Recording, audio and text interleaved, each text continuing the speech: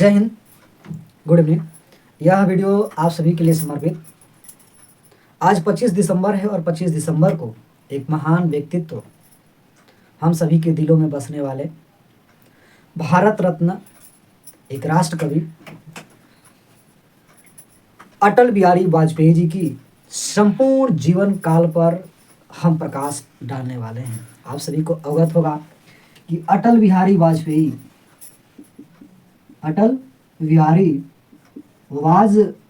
जी ने भारत के प्रधानमंत्री के पद पर रहकर जो कार्य किए थे, अहम योगदान था उनका। फोन करिए उसको।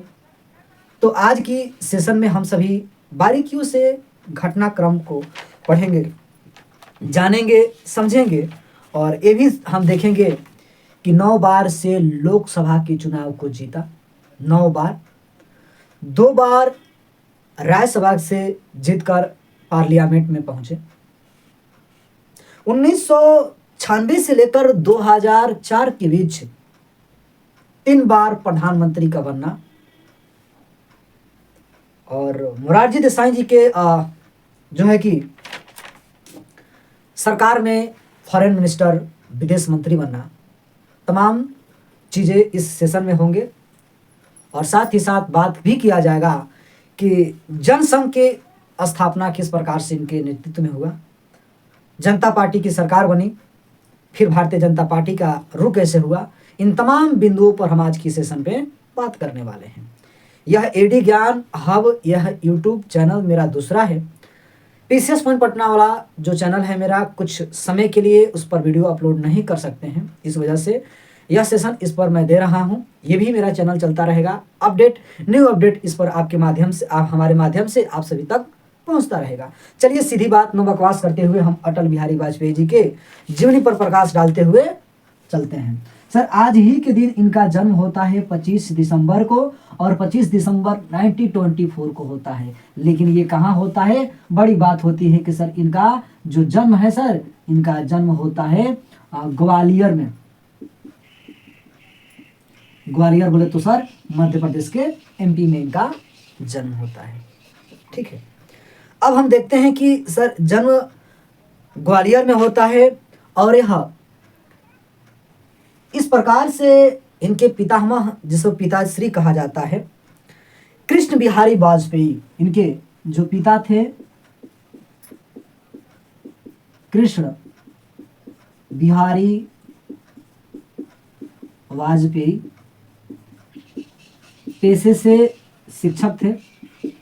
और जाहिर सी बात है कि एक शिक्षक का बेटा, कहीं ना कहीं उसका रुझान उसमें, उनके क्षेत्र से होगा ही होगा।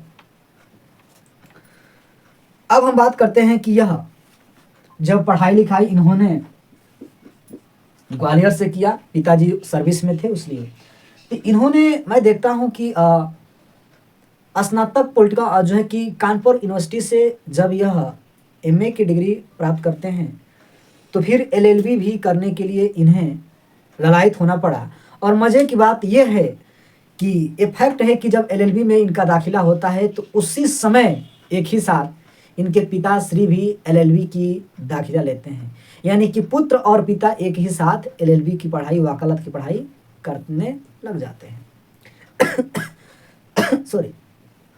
लेकिन समय की ढाल ने इन्हें कुछ और ही इनके मनोवृत्ति में चल रही थी, क्योंकि यह कभी लेखन और जो है कि हिंदी के क्षेत्र में इनकी रुझान हुआ करती थी। लेकिन एकाएक इनके जो मनोचेतना हुई, राजनीति के क्षेत्र में कूद पड़े और उस समय वह एलएलबी भी पूरा नहीं कर सके। गतिविधियां जब आगे बढ़ती चली जाती हैं तो मैं स्टार्ट करता हूं 1942 से। 1942 में जब भारत छोड़ो आंदोलन हुआ, भारत छोड़ो आंदोलन होता है, उस आंदोलन में ये राजनीतिक सफर भी स्टार्ट कर देते हैं, शुरू कर दिया। और इस सफर में जब शामिल हो जाते हैं, शामिल हो गए, तो पता चलता है कि इस भारत छोड़ो आंदोलन में इन्हें भी जेल हो जाती है, इन्हें भी जेल हो जाती है। और जेल होती है 23 डेज का, ये जेलों का हवा लेते हैं। भारत छोड़ो आंदोलन के दौरान। बातें आगे चलती जाती है और होता है सर 1951 ईस्वी का दौर आता है। देश आजाद हो चुका था, समय था 1951 का, और 1911 में आरएसएस के सहयोगी के रूप में ये आरएसएस के सहयोगी के रूप में कार्य करना प्रारंभ कर दिया। आरएसएस के सहयोगी के रूप में कार्य करना प्रारंभ कर दिया। तभी इनकी मनोचेतना में लगा और जनसंघ पार्टी की स्थापना इन्होंने कर दिया। 51 में ही जनसंघ पार्टी की स्थापना होती है इनके अटल के सहयोग से और श्यामा प्रसाद मुखर्जी जी के सहयोग से यह जनसंघ पार्टी की स्थापना होती है। समय काल और बढ़ता चला जाता है और 1952 में पहली बार लखनऊ लोकसभा सीट से ये चुनाव लड़ते हैं। लेकिन चुनाव में ये होती है सर कि इनकी पहले ही ये हार हो जाती है। पहली बार क्या होते हैं? हार जाते हैं। 1952 के चुनाव में अटल जी लखनऊ लोकसभा क्षेत्र से हार जाते हैं। समय की आगाज ने और आगे बढ़ाया। 52 में जो आम चुनाव होता है, आगे गतिविधियां जाती है 1957 में। आप जानते होंगे कि सर 1952 में राष्ट्रपति का भी चुनाव होता है। हमारे बिहार के लाल डॉक्टर राजेंद्र प्रसाद 5 साल के राष्ट्रपति चुन लिए जाते हैं। फिर 57 में चुनाव होता है, 57 में भी राष्ट्रपति चुन जाते हैं। 57 के बाद फिर 62 तक वह राष्ट्रपति के पद पर रहते हैं। 57 में गतिविधियां अटल जी के सामने आया, बहुत ही इंपोर्टेंट। अटल जी ने क्या किया कि यहाँ पे देखिए, क्लास दिख रहा है, यहाँ तक दिख रहा है क्या?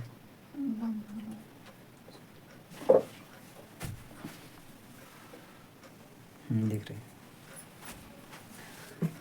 1957 में अटल जी ने 3 लोकसभा क्षेत्रों से पर्चा दाखिला कर दिया। कहाँ? लखनऊ से किए। ये लखनऊ से तो चुनाव लड़े ही थे, जो जीते थे, हारे थे 52 में, तो लखनऊ से इन्होंने पर्चा दाखिला कर। देखते रहना वीडियो चल रहा है कि नहीं, देखते रहना है चल रहा है कि नहीं। लखनऊ से, फिर मथुरा से और फिर बलरामपुर से, 3 जगह से संसदीय का चुनाव लड़ते हैं। और क्या होता है कि सर लखनऊ से तो ये हार जाते हैं। फिर दोबारा मथुरा में क्या होता है? मथुरा में इनकी जमानत जब्त हो जाती है। लेकिन बलरामपुर यानी बोलेश्वर उत्तर प्रदेश से, ये सब उत्तर प्रदेश के क्षेत्र हैं, और यूपी से ये जीत हासिल कर लेते हैं। फिर ये पहुंचते हैं पार्लियामेंट में। ये समय काल चल रहा था 1957 की। 52 में चुनाव लखनऊ से हारते हैं, लेकिन इन्होंने 57 में जीत हासिल कर लिया बलरामपुर क्षेत्र से। फिर बात आगे बढ़ती है 1962 में होता है, और 1962 में लखनऊ से फिर ये हार जाते हैं। तो समय काल, ये गतियां जो चल रही थी, ये समय काल जो अटल जी की चल रही थी, वीडियो पर भी ध्यान देना है कि चल रहा है कि नहीं। 1962 में लखनऊ से एलएस बोले तो लोकसभा की चुनाव, फिर क्या करते हैं चुनाव सर, ये अटल जी हार जाते हैं। सफर चलती रहती है और होता है सर क्या कि फिर इन्हें बीच में ही, इसी मध्य में क्या होता है कि सर आरएस बोले तो राज्यसभा से इन्हें जो है कि चुनकर फिर इन्हें पार्लियामेंट बोले तो संसद में भेजा जाता है।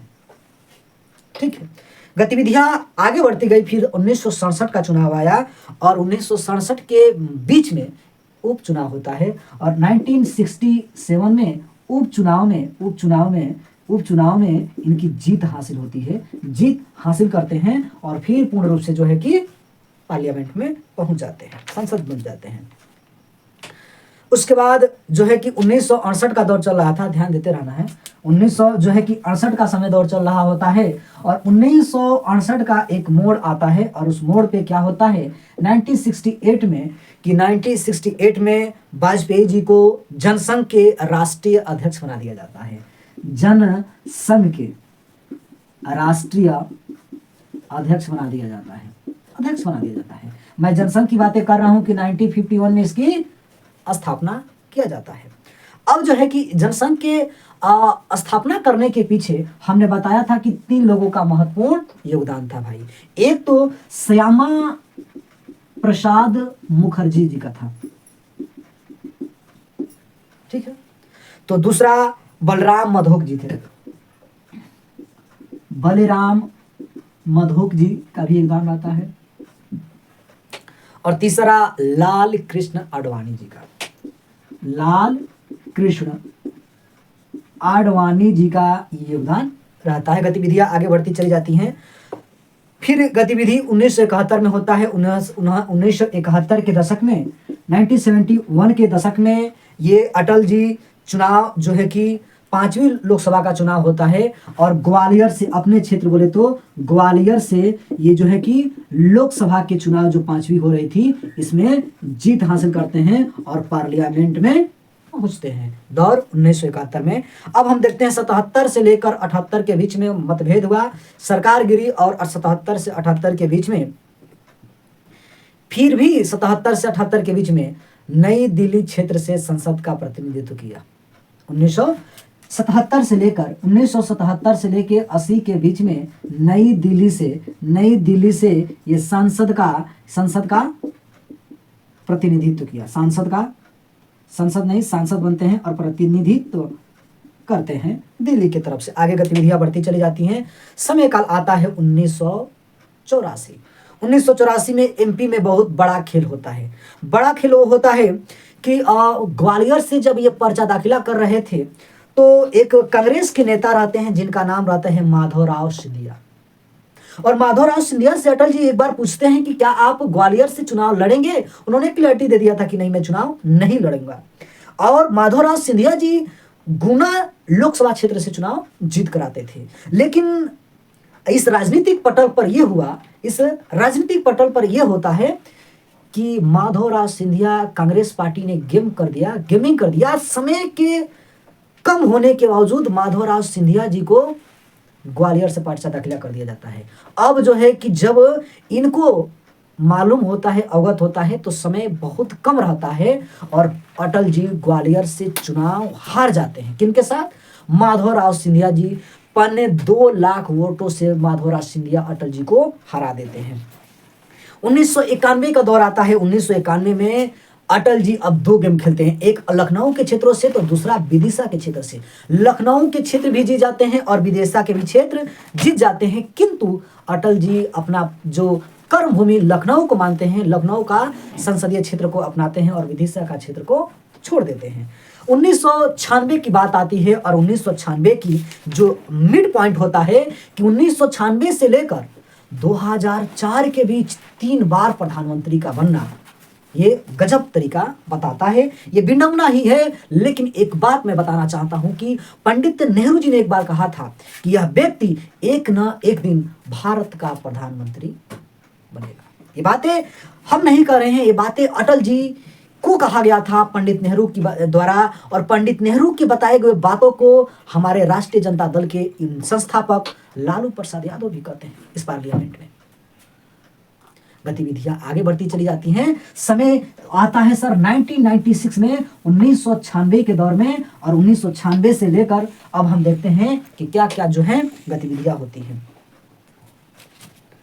अब देखते हैं कि पहली बार जब प्रधानमंत्री बनते हैं, पीएम बनते हैं, तो वह बनते हैं 13 दिन के लिए। 13 दिन के लिए मतलब बोले तो सर 16 मई 1996 से लेकर 1 जून 1996 तक, 1 जून 1996 तक प्रधानमंत्री के पद पर बनते हैं। सेकंड बार यानी कि दूसरी बार अगर प्रधानमंत्री बनते हैं तो वो बनते हैं 13 महीना के लिए, ठीक है। अप्रैल, मई, जून, जुलाई, अगस्त, सितंबर, अक्टूबर, 8 महीने के लिए बनते हैं। वो बनते हैं 19 मार्च से लेकर 1998 से लेकर ये बनते हैं जो है कि 13 अक्टूबर 1999 तक प्रधानमंत्री के पद पर रहते हैं। अब तीसरी बात की गतिविधियां जब आती हैं तो 13 अक्टूबर को फिर ये क्या होते हैं, चुनाव जीतते हैं। और 1999 से लेकर और 2004 तक बोले तो 22 मई और 2004 तक जो है कि ये प्रधानमंत्री के पद पर बने रहते हैं। ठीक है, आगे की गतिविधियों पर जब हम प्रकाश डालते हैं तो हम देखते हैं कि समय काल आगे बढ़ता चला जाता है। समय आता है 2006 2004 और 2004 में ये जब प्रधानमंत्री के पद से हटते हैं तो गतिविधियां आगे चलती जाती हैं और 2000 जो है कि 6-5 के एवं में ये राजनीतिक से संन्यास ले लेते हैं। समय काल स्टार्ट होता है 2015 और 2014 में जब भारतीय जनता पार्टी पूर्ण रूप से जीतती है और मोदी के लीडरशिप में भारतीय जनता पार्टी के अग्रणी नेता नरेंद्र दामोदर दास मोदी बनते हैं प्रधानमंत्री। तब यह निर्णय लिया जाता है 2015 से कि सर 25 दिसंबर को क्या मनाया जाएगा, तो अटल जी की जयंती पर सुशासन दिवस मनाया जाएगा, इनके जयंती पर। और समय करवट लेता है कब, जब ये होता है सर क्या कि जब 2015 में ही क्या होता है कि 2015 में उस समय के राष्ट्रपति बोले तो प्रणब मुखर्जी जी के द्वारा इन्हें भारत रत्न दिया जाता है। भारत रत्न दिया जाता है। समय की आगाज होती है और समय ने क्या किया कि 16 अगस्त के दिन नई दिल्ली एम्स में 2018 में इस महान प्रखर विद्वान, महान व्यक्तित्व, हमारे देश के लिए अहम योगदान करने वाले ये 16 अगस्त 2018 में इनका निधन हो जाता है। लेकिन गतिविधियां 98 की हमें याद रखना चाहिए कि जब दूसरे कार्यकाल प्रधानमंत्री के पद पर रहते हैं, महज 8 महीना के समय काल में इन्होंने अमेरिका से चैलेंज कर लिया और उसी समय परमाणु परीक्षण राजस्थान में कर दिया, इन्हीं के लीडरशिप में। तो हम इस गतिविधि को, इस काल को हम कभी भुला नहीं सकते। ये रहा हमारे देश के जाने माने प्रधानमंत्री अटल बिहारी वाजपेयी जी की संपूर्ण जीवन काल। यह कैसा लगा कमेंट करके जरूर बताइए और वीडियो को शेयर करने का कार्य करिए। मिलते हैं नेक्स्ट वीडियो में, तब तक के लिए टेक केयर, जय हिंद।